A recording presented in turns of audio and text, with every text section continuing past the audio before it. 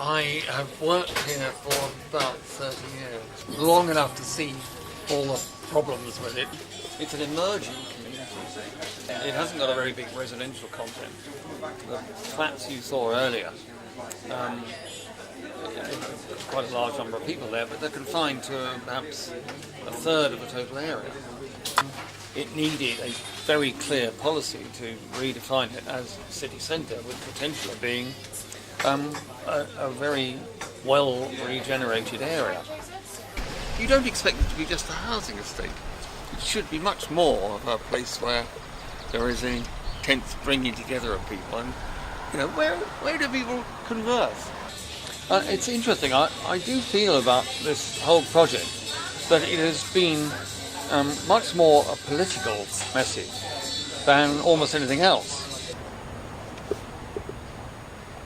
I think these blocks are quite good. We certainly can't afford to pull them down because there's a huge amount of embodied energy there. But what you can do is to use some of this vacant land, which is sort of lying around in spots, patches all over the place. You could do something with it and start using it to build up perhaps smaller scale fabric, so you reinsert a kind of intense piece of city. What I've been arguing here is that if you were to rebuild this street as a relatively narrow street, the sort of streets that you might see in Georgian Bristol or almost any English town of 100 years and previous, where streets were made rather than open space. But you'd also start reconfiguring the spaces so that it all works and is delightful to the eye. And there's no reason to pull anything down. 1, 2, 3, 4, 5, 6. So, 6 metres deep. Pretty comfortable sort of house depth. Terraced houses, maybe, 1,000 square feet.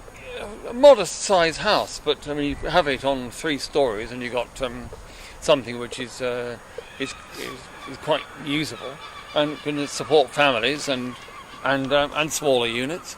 And looking out onto a garden, which is enjoyable.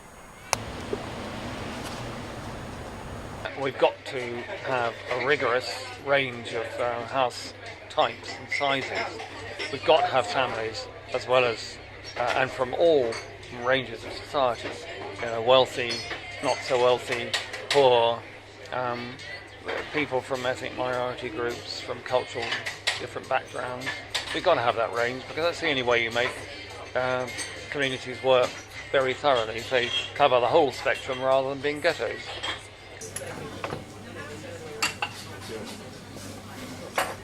Everything is geared to overconsumption, and we've got to restrain that. The principles of growth, of a growth economy, are just unsustainable.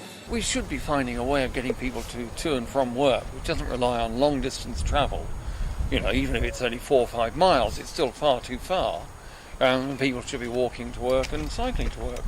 We've got to rethink, because already, although that article I wrote about a year and a half ago mentioned $100 a barrel as if it was some distance away, then it became right with us. Now it's $120 a barrel. It's only 3 months ago that it was $100 a barrel. 120 now. It's not going to end. And as it goes up, so we're going to go in very steep decline in the way that we operate unless we think very clearly about living in a totally different way.